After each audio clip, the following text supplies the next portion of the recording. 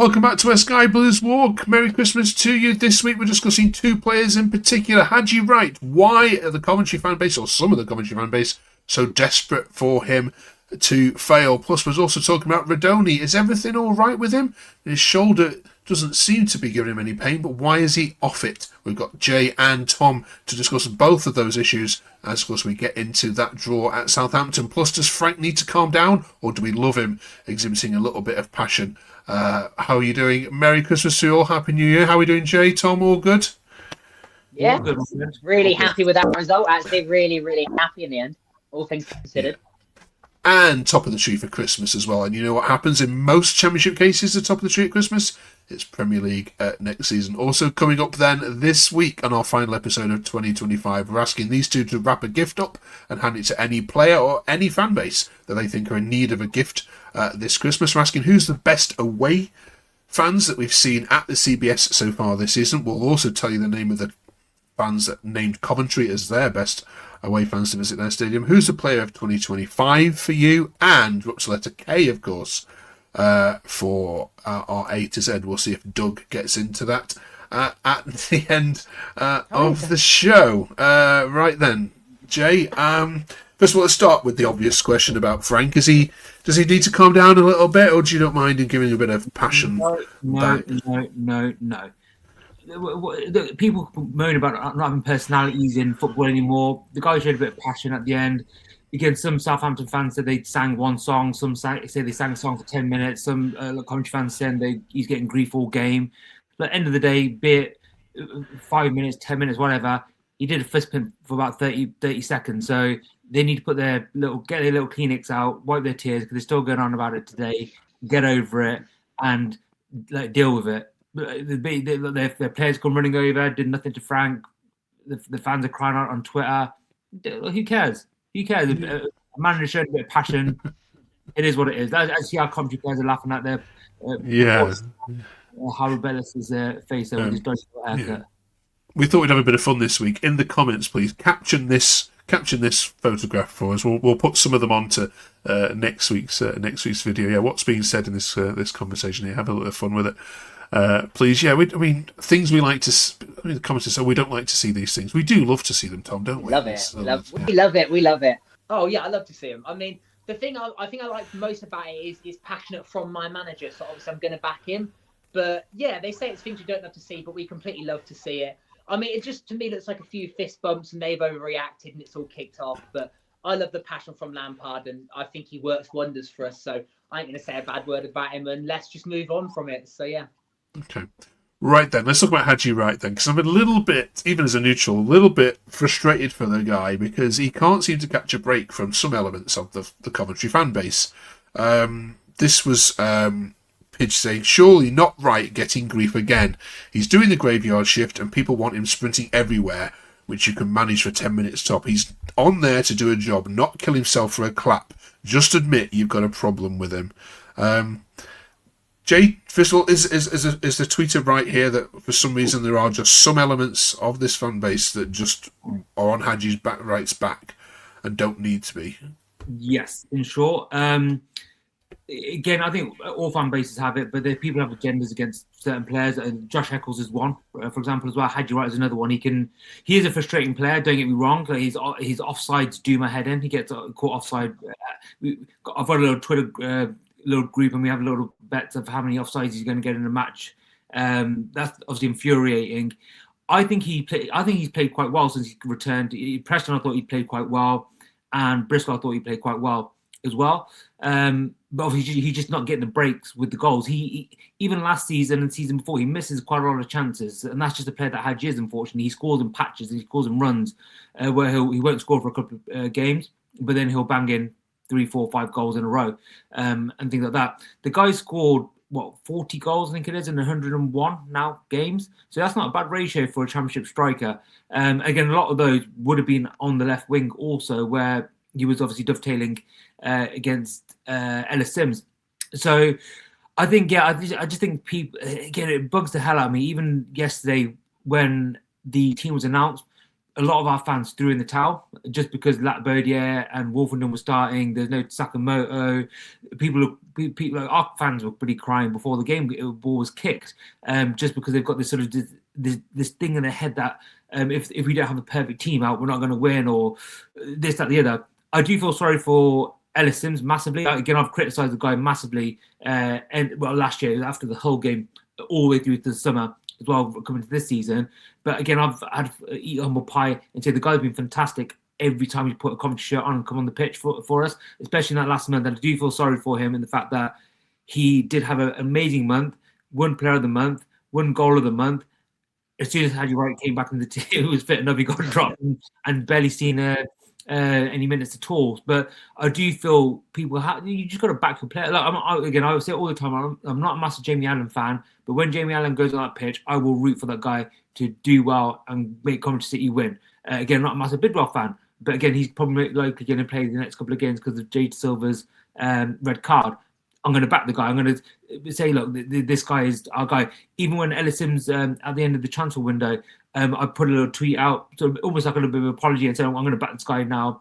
And I've since then I have backed the guy. But I think certain fans are just going to have to just put their sort of sky blue tinted glasses on and just see the guy for what he is. He's a bit of an enigma. He's going to basically have good games. He's going to have bad games. He's going to look a bit lazy every now and then as well. But he's a good player, especially at this level. There's not many better than him. Yeah. Cheers for that, Jay. Just to follow on from that, Tom Paul says, it's effing mental the stick Haji Wright gets off people who still twerk for Bayomi and McNulty. Yeah, do you agree with Jay's point? Yeah. Do you agree with Jay's point? No, I think Jay is spot on 100%. Don't get me wrong, he's a frustrating player with the offsides, and he could sometimes, there's some chances you'd expect a striker to score and he doesn't. But at the end of the day, I still think he's a quality player.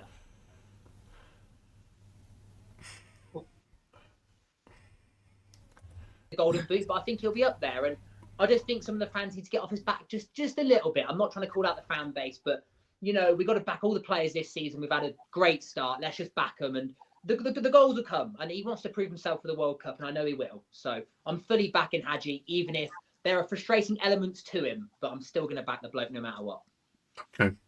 Right, try and remove your sky blue tinted glasses for this next one then for us, please. Andrew says, Rodoni's been miles off it yet again. Thankfully, Rushworth has saved us. He's been an effing liability these last 3 games. Tom?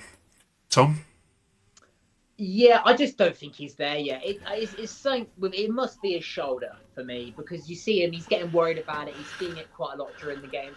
We know how quality he is, and I know he's not up to speed yet, but just got to give him more time, because I know he'll get there. I mean, look at the player last season. He was probably one of the best, if not the best player in the Championship last season. We all know how class he is. I just think we've got to give him a bit more time, personally. I just don't think he's fully up to speed yet, and I think it is showing, but I think it's good that he's getting minutes, and I think that's a positive. So he'll come good, but it is a shame at the moment because he's getting a lot of stick, and we don't like to see it because we all know how good. We all know how good he is. How do you react to this rebuttal of that? Then Andrew says, I don't think it's the shoulder. He's just trying way too hard to be the main man. This also one from Sean Ali. He keeps going into positions where he isn't meant to be, leaving midfield exposed so many times to central or out where Mason Clark is, and a few other. I mean, both those posts got quite a few likes on XJ, representing that maybe they're not just lone voices. Are they right? I mean, to a degree, yes. The shoulder, I don't think is a problem. He's obviously got strapping on, but I don't think it's a problem at all. He wouldn't be playing. You wouldn't risk a player if his shoulder pops again. He's going to be out for another 6 weeks. The only problem is, I don't think he would have played as much as he's playing now if BTA was fit or if Sakamoto was fit. If those two players were fit, he'll probably maybe coming on some appearances. I thought in that first half, again, I'm not a massive fan of him on the right wing, but I thought he had some good moments. But when at a certain moments as well, he slowed the ball down too much, and there's just something lacking in him as well.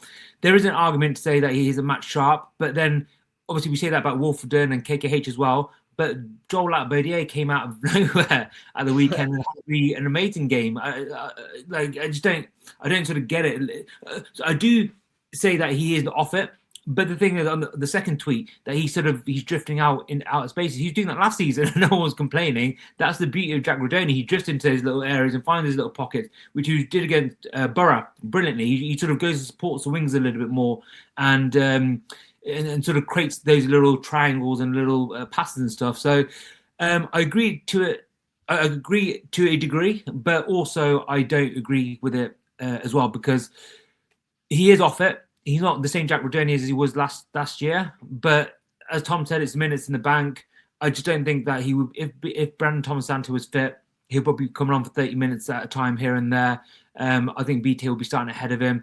Again, last week I did sort of put out the feelers of maybe drop again if we had a full squad. Obviously, I know we had a lot of sickness, but if we had a full squad, maybe dropping Jack Rudoni and putting Eccles in that number 8-10 position and bringing Rodoni on for the last 30 minutes. So I think that he made more of an impact in that Borough game when he came on for the last 15, 20 minutes or whatever it was, just because there's tired legs around him and he can sort of find those little areas a bit more because people are physically and mentally a bit tired as well. But unfortunately, he had to play on Saturday. There's no one else to play for us, and that's been the same for the last couple of games as well. We've got quite a lot of injuries, and we've got a sickness bug going through the whole team. Milan was sick on the pitch twice.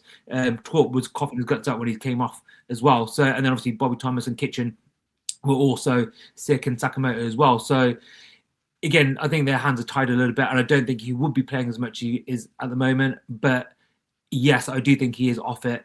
Again, if you've got a fully fit squad, obviously apart from BTA against Swansea, I personally, again, same as last week, I'd suggest put Sakamoto right wing, put Eccles in that sort of 8-10 position, and put Rodoni on the bench and bring him on later on. But I don't think the shoulder's a problem as well. Last one on the game here, Chomino Tom says, finally got to see Brow, and he did very well indeed. Maybe he gets a start over Bidders next game. Question to you. Rushworth was excellent as per usual, as for the team as a whole. Agree, Tom? Yeah, Rushworth, brilliant once again. He's been magnificent this season. Sign him up, as I've said already. The whole team, phenomenal. What a performance with the illnesses, the players we were missing, the red card, which was a very silly red card. It's a stupid tackle, but you know, I do think you could start Brow against Swansea. He looked really good when he came on, to be honest. He actually really impressed me. We've all been a bit worried, saying like Lampard doesn't rate him, for example, but no, maybe there's an improvement there because he did look quite good. I could see him starting against Swansea, but then I could also see Bidwell starting, so I'm sure we'll find out in a few days what they're doing with that. I think both of them are capable of doing a job when needed. I mean, that is kind of the story of our season. Players come in doing the job when they need to. I mean, it was the prime example yesterday with like Lati Bodier and Wolfie starting. I was a bit negative. Sorry, Jay. I was a bit like, oh, we're probably going to lose now by a few goals. But they both stepped up, especially Joel Lati Bodier. He was phenomenal. Probably my man of the match from yesterday. Well, one of them, along with Rushworth as well, like usual. So, yeah, phenomenal team performance. Showed a lot of heart, a lot of spirit. And then it all kicked off after the game as well. So, it's, you know, after game entertainment as well. Right then, let's move on then from Southampton. Like you said, we've got Swansea coming up with the Matt Grimes derby, of course, on Boxing Day. We'll see how we get on with that one. We're thinking about the Player of the Year for 2025 now, though. Thinking back to the last 12 months, with this being our last record of 2025, who do you think for the calendar year, Jay, deserves this particular accolade? Easy one. Matt Grimes. Has to be. He came in late January, but he's been absolutely phenomenal for us. He's absolutely. I think our form and the way we play football has changed massively just because of Matt Grimes, and he dictates the whole game, every single game.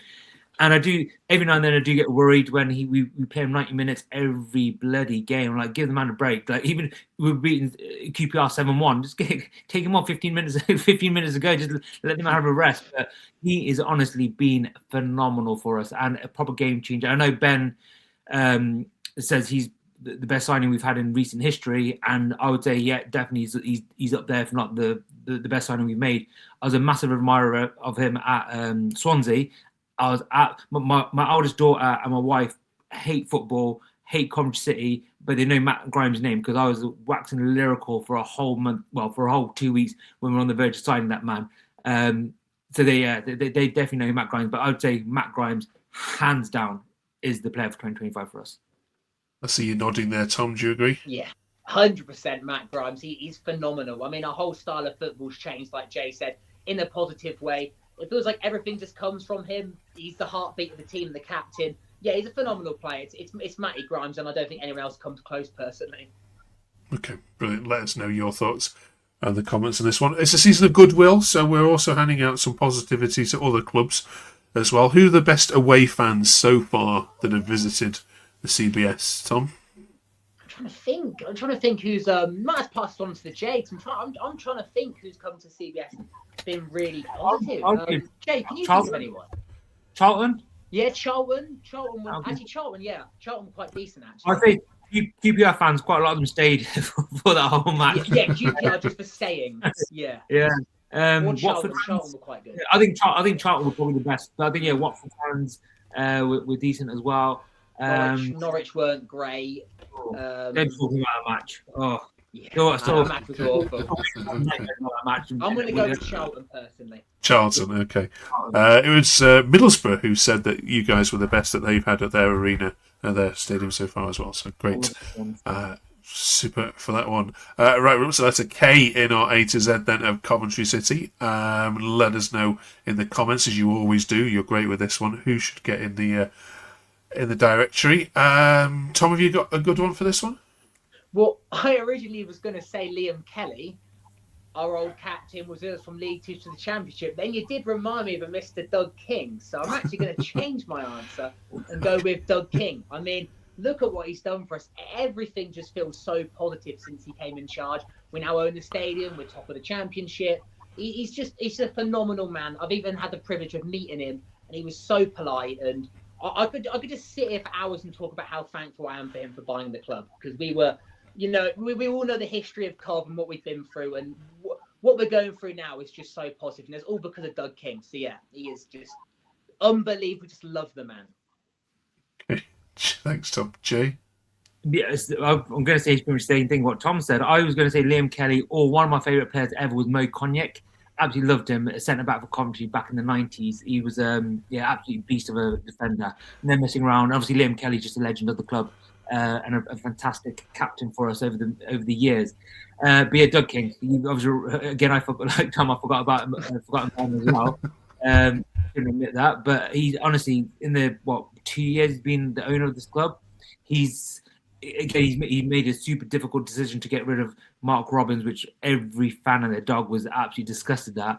And you've got to be a ballsy person to do that. You've got a lot of stick in the media as well. But everything he has done with the intent of getting Coventry to the Premier League. And he's done it for the best of the club. And that's it. He's invested money in the club. He's obviously bought the stadium for us. He's invested money into the training facilities as well. He's brought in Frank Lampard and his coaching staff, which obviously I'm sure is not very cheap also as well. And again, I put it on X that Frank Lampard is a massive upgrade. Just what he's done for the club as well. But that all stems from Mr. Uncle Doug King. Brilliant. Great shouts. Super. Right then. Finally, this week, we're giving Jay and Tom a gift. They can give it to any player, manager, opponents. They can give it to a fan base that they think are deserving of a Christmas gift this season. Of course, we all hope that the one gift we're giving Frank will be the Championship trophy when we hit May. But Tom, who's getting a gift from you this Christmas? The gift I'm going to give is hopefully to Frank Lampard the keys to Coventry if we do get to the Premier League, because he is an unbelievable manager and we all love him to bits. Yeah, that's my gift. Okay. Jay? I'm going to give it to away. Well, maybe two gifts. Mark, I know you watch my tweets and how I like wine and stuff. But first of all, got to give a box of Kleenex to the Southampton fans, because I still think they're crying about Frank Lampard's little fist bumps, which they're obviously very, very sad about. But the main gift I want to give, I know these fans were absolutely gutted when this happened, and I'm doing this with a little sort of agenda behind it, but I'm going to give Middlesbrough Rob Edwards back. That is my gift. Get rid of Halball, and they're having Rob Edwards back, because I know they were absolutely gutted that he left, and I know they miss his football gratefully. I would love him back as well, because Middlesbrough are looking a lot better under Kim Halberg, which is not good for Coventry fans. But yeah, make sure Mark sort it out, get Rob back to Middlesbrough. Brilliant. Yeah. It's interesting you mentioned that because we were talking to them about whether they think that Ipswich will catch them, and they were like, "Forget that. We're not interested in Ipswich catching us. We are after Coventry now. We are hunting them down rather than looking over our shoulder." There's a new air of confidence over the Smuggies. We'll have to watch that very carefully in the new year. Right, thank you very much, Jay. Thank you very much, Tom. We're giving these guys the Christmas off now for a couple of weeks, so thank you very much for all the support and comments that we've received over the last 4 months or so in this particular season. Great to have you on board with us. Jay, Tom, I'm wishing you both, obviously, both a really Merry Christmas. Hope you have a good rest with your families, and of course to Scott and to Ben, of course, as well, who aren't with us this week, and to you guys as well. Thank you all very much, and have yourselves a very, very restful Christmas, and we'll see you in 2026. Up the Sky Blues. See you then. Bad news. You guys.